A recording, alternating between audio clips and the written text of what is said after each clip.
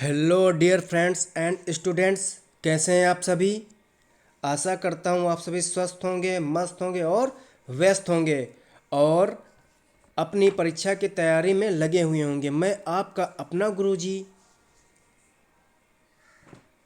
The competition passenger वाला, मैं आप सबका अपने यूट्यूब चैनल में हार्दिक स्वागत करता हूं। मैं एक बार फिर लाया हूं यूपी टेट 2022 परीक्षा में पर्यावरण अध्ययन एवं शिक्षण शास्त्र से यूपी टेट परीक्षा में पूछे जाने वाले महत्वपूर्ण प्रश्नों की श्रृंखला।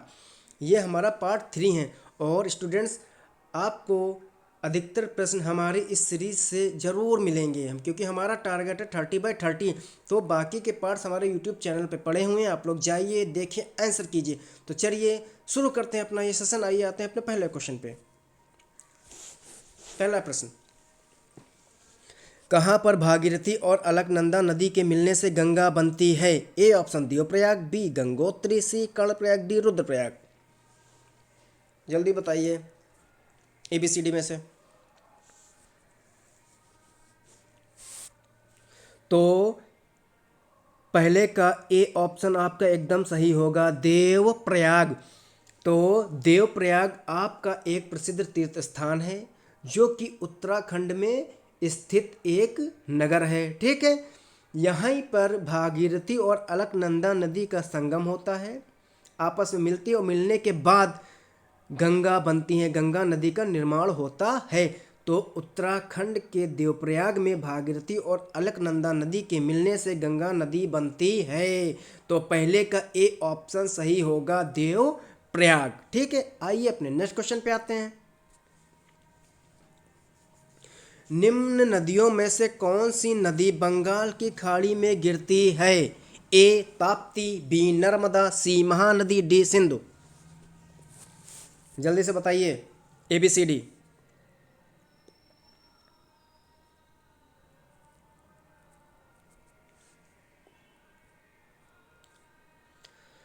तो बात करें तो इधर आपका बंगाल की खाड़ी है, इधर आपका अरब सागर है। ठीक है, समझ गए। ABCD में से कौन सी नदी? तो दूसरे का जो सही ऑप्शन होगा वो होगा ऑप्शन सी, महानदी। तो महानदी आपकी बंगाल की खाड़ी में आकर गिरती है, सी ऑप्शन सही होगा।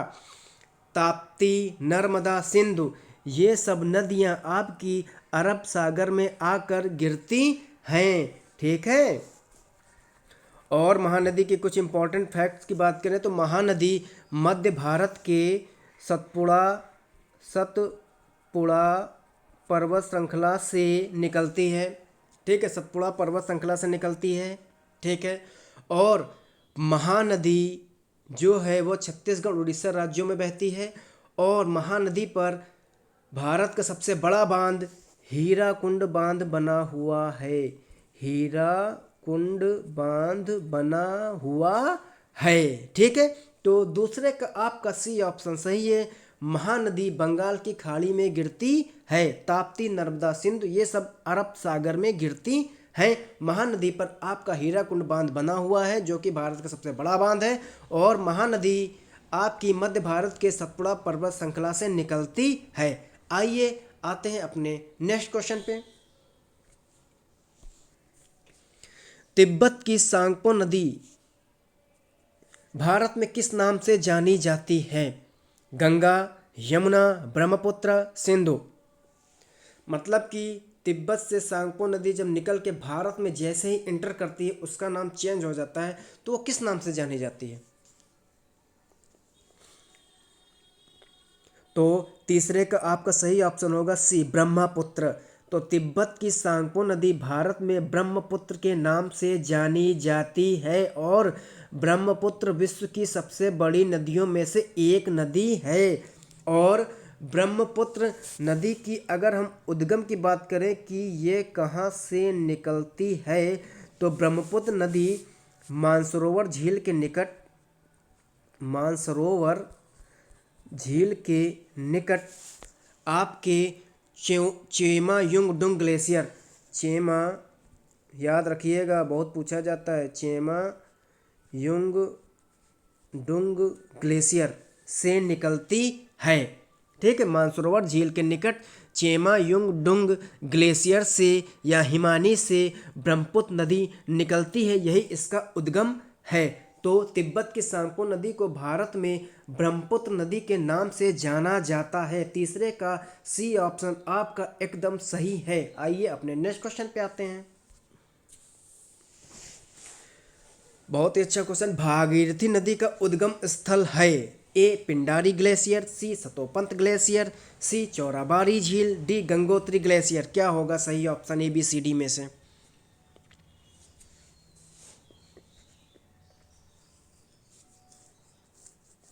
तो इसका चौथे का सही ऑप्शन आपका होगा गंगोत्री ग्लेशियर। गंगोत्री ग्लेशियर को ही गौमुख ग्लेशियर भी कहा जाता है। गौमुख ग्लेशियर, अगर गौमुख आ गया तो गौमुख भी सही होगा। ठीक है, गौमुख ग्लेशियर भी सही होगा। तो भागीरथी नदी का उद्गम स्थल आपका गंगोत्री ग्लेशियर है, यानी कि गौमुख ग्लेशियर भी कहा जाता है। और यह उत्तराखंड राज्य के उत्तरकाशी जिले में स्थित है। उत्तराखंड राज्य के उत्तरकाशी जिले में स्थित है। और एक इम्पॉर्टेंट चीज़, भागीरथी नदी पर ही आपका टिहरी बांध स्थित है। टिहरी बांध आपका भागीरथी नदी पर ही स्थित है। ये बहुत ही इम्पोर्टेंट है। तो भागीरथी नदी पर टिहरी बांध बनाया गया है। भागीरथी नदी का उद्गम स्थल गंगोत्री ग्लेशियर या गौमुख ग्लेशियर है, जो कि उत्तराखंड राज्य के उत्तरकाशी जिले में स्थित है। तो चौथे का डी ऑप्शन आपका एकदम सही है। आइए अपने नेक्स्ट क्वेश्चन पे आते हैं। निम्नलिखित में से कौन सी प्राकृतिक वनस्पति मरुस्थलीय प्रदेशों में पाई जाती है? ए महोगनी, बी कैक्टस, सी फर, डी चंदन। जल्दी से बताइए ए बी सी डी कौन सा सही होगा? तो आपकी जो प्राकृतिक वनस्पति है उसको मुख्यतः 3 भागों में वर्गीकृत किया जाता है। पहला तो हो जाता है आपका वन, दूसरा हो जाता है आपका घास के मैदान, और तीसरा आपकी झाड़ियाँ हो जाती हैं। ठीक, इन 3 भागों में व्यापक रूप से प्राकृतिक वनस्पति को वर्गीकृत किया गया है। ठीक, तो प्राकृतिक वनस्पति मरुस्थलीय प्रदेशों में पाई जाती है कौन सी इसमें से? महोगनी, कैक्टस, फर, चंदन।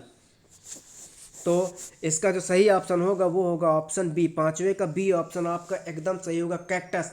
कैक्टस आपकी एक प्राकृतिक वनस्पति जो कि झाड़ियों में आती है और यह मरुस्थलीय प्रदेशों में पाई जाती हैं। मरुस्थलीय प्रदेशों में झाड़ियाँ पाई जाती हैं। ठीक है, और इसके तने मोटे होते हैं, फूले हुए होते हैं।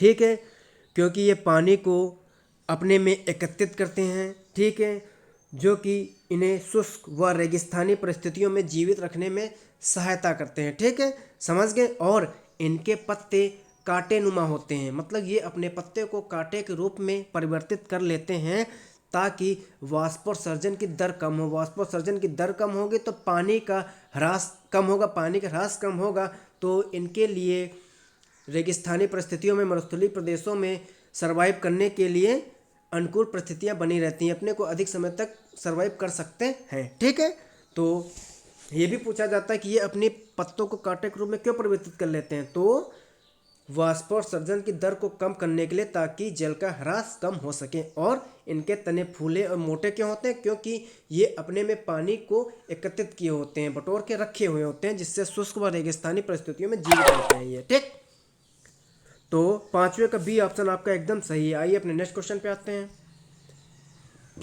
निम्नलिखित में से कौन सा सदाबहार पेड़ नहीं है? ए नीम, बी सागौन, सी इमली, डी देवदार।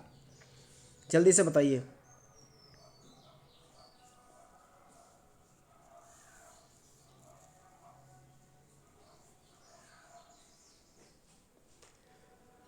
तो सबसे पहले हम सदाबहार पेड़ देखते हैं। सदाबहार पेड़ आखिर होता क्या है? ठीक है, तो अगर हम सदाबहार पेड़ की बात करें तो सदाबहार पेड़ या पौधे ऐसे पौधे या वृक्षों को कहा जाता है जिन पर हर मौसम में पत्ते होते हैं। जिन पर हर मौसम में पत्ते होते हैं। ये उन वृक्षों से अलग हैं जो आम तौर पर शरद ऋतु में यानी कि ठंडियों में अपने पत्तों को खो देते हैं। याद रखिएगा, इनमें हर समय, हर मौसम में इनमें पत्ते होते हैं। ठीक है, ये उन वृक्षों से अलग होते हैं जो आमतौर पर शरद ऋतु में अपने पत्ते यानी कि शीत ऋतु में यानी कि जाड़ों में अपने पत्ते खो देते हैं। ठीक है, तो ABCD में कौन सा ऑप्शन सही होगा? तो इसका सही ऑप्शन होगा बी, सागौन। छठे का बी ऑप्शन आपका एकदम सही होगा। तो सागौन की बात करें तो सागौन आपका पर्णपाती पर्णपाती वृक्ष है, पर्णपाती वृक्ष है या पर्णपाती पेड़ है जो वर्ष में एक बार अपनी पत्तियों को गिराता है। तो छठे का बी ऑप्शन सही है। आइए अपने नेक्स्ट क्वेश्चन पे आते हैं। बाकी नीम, इमली, देवदार सदाबहार वृक्ष हैं, सागौन पर्णपाती वृक्ष है। ठीक, भाखड़ा नागल परियोजना किस नदी पर स्थित है? जल्दी से बताइए। गंगा, कावेरी, सतलुज, ब्रह्मपुत्र।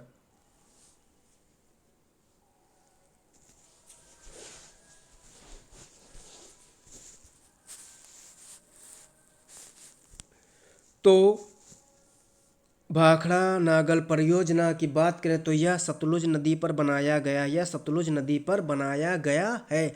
तो भाखड़ा नागल परियोजना पंजाब राज्य के सतलुज नदी पर स्थित एक बहुउद्देशीय परियोजना है। ठीक है, और यह राजस्थान, पंजाब और हरियाणा इन तीनों राज्यों की संयुक्त परियोजना है। अगर पूछा जाए किसकी संयुक्त परियोजना है भाखड़ा नागल किन राज्यों की, तो राजस्थान, पंजाब, हरियाणा राज्यों की संयुक्त परियोजना है। ठीक है, तो भाखड़ा नागल परियोजना को सतलुज नदी पर बनाया गया है। तो भाखड़ा नागल परियोजना सतलुज नदी पर स्थित है। और यह भारत का सबसे ऊंचा बांध बात करें तो आपका टिहरी बांध है। भारत का सबसे ऊंचा बांध अगर बात करें तो वो आपका टिहरी बांध है। भारत का सबसे ऊंचा बांध टिहरी बांध है। और यह टिहरी बांध के बाद दूसरा सबसे ऊंचा बांध है। यह टिहरी बांध के बाद भारत का दूसरा सबसे ऊंचा बांध है। याद रखिएगा, इंपॉर्टेंट है। जो 740 फीट जिसकी ऊंचाई है। ठीक है, तो सातवें का सी ऑप्शन आपका एकदम सही है। आइए नेक्स्ट क्वेश्चन पे आते हैं। भारत में सबसे बड़ी सिंचाई नहर है? यमुना नहर, सिरहिंद नहर, इंदिरा गांधी नहर, अपर पहाड़ी दोआब नहर। जल्दी से बताइए ABCD में सही ऑप्शन।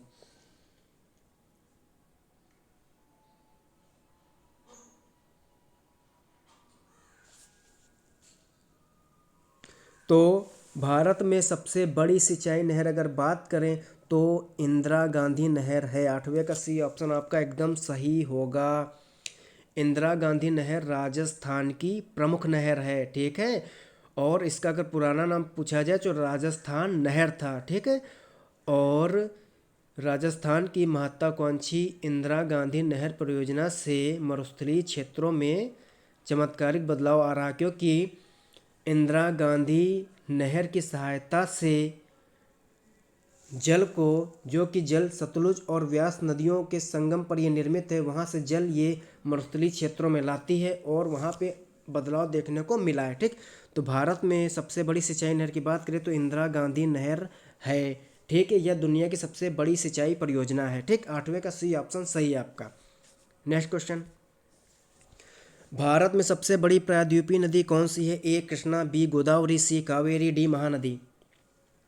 जल्दी से बताइए कौन सी।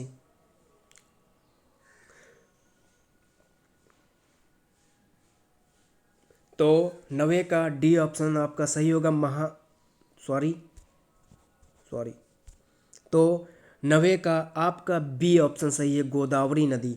तो भारत में सबसे बड़ी प्रायद्वीपीय नदी गोदावरी नदी है। गोदावरी नदी को हम दक्षिण गंगा के नाम से भी जानते हैं। दक्षिण गंगा के नाम से भी जाना जाता है। गोदावरी नदी को दक्षिण गंगा नदी के नाम से भी जाना जाता है। यह भारत की सबसे बड़ी प्रायद्वीपीय नदी है। यह महाराष्ट्र के नासिक जनपद के त्र्यंबकेश्वर नामक स्थान से निकलती है। तो इसका उद्गम पूछा जाए तो नासिक, महाराष्ट्र राज्य के नासिक जिले के त्र्यंबकेश्वर नामक स्थान से निकलती है। यही इसका उद्गम है। ठीक है, तो भारत की सबसे बड़ी प्रायद्वीपीय नदी की बात करें तो गोदावरी नदी, जिसे दक्षिण गंगा के नाम से जाना जाता है, और यह महाराष्ट्र के नासिक जिले के त्र्यंबकेश्वर नामक स्थान से निकलती है, यही इसका उद्गम स्थल है। ठीक है, चलिए नेक्स्ट क्वेश्चन, लास्ट क्वेश्चन पे आते हैं। निम्नलिखित में से कौन सी नदी मुहाना यानी कि डेल्टा नहीं बनाती है? ए गंगा, बी ब्रह्मपुत्र, सी गोदावरी, डी ताप्ती।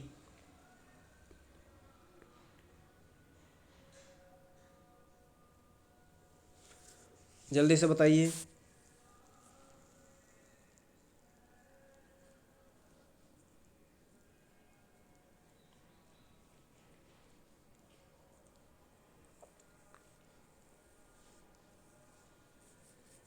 तो 10वें का सही ऑप्शन होगा डी ताप्ती। ताप्ती नदी का मुहाना नहीं है, यानी कि ताप्ती नदी डेल्टा नहीं बनाती। डेल्टा का मतलब नदियों द्वारा मुहाने के पास लाए गए अवसादों के जमा किए जाने से, जो चीज़ें कंकड़ पत्थर बालू जो उनके साथ अपने साथ नदियाँ जो लाती हैं मुहाने के पास, जो आके जमा हो जाते हैं, तो जमा किए जाने से ग्रीक अक्षर डेल्टा के समान एक आकृति या एक स्थल रूप निर्मित हो जाता है, जिसे डेल्टा कहते हैं। ठीक है, भारत में गंगा ब्रह्मपुत्र डेल्टा संसार का सबसे बड़ा डेल्टा है। गंगा ब्रह्मपुत्र नदी के द्वारा गंगा और ब्रह्मपुत्र नदी के द्वारा बनाया गया डेल्टा संसार का सबसे बड़ा डेल्टा है।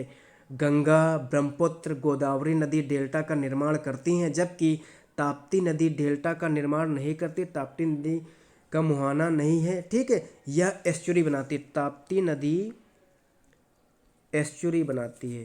ठीक है, ताप्ती नदी एस्चुरी बनाती है, ये भी पूछा जाता है। ठीक, तो ठीक है फ्रेंड्स, स्टूडेंट्स, अगर आपको हमारा ये वीडियो पसंद आए तो प्लीज़ इसे लाइक करें, शेयर करें, हमारे चैनल को सब्सक्राइब करें। यही हमारे लिए मोटिवेशन का काम करता है, जिससे लिए मैं आपके लिए और अच्छे से अच्छे क्वेश्चन लाता रहता हूँ। ठीक है, तब तक के लिए थैंक यू, धन्यवाद। आप सब अपना ख्याल रखिए, परीक्षा की अच्छे से तैयारी कीजिए। मिलते हैं नेक्स्ट सेशन पे और अच्छे क्वेश्चंस के साथ। धन्यवाद, थैंक यू।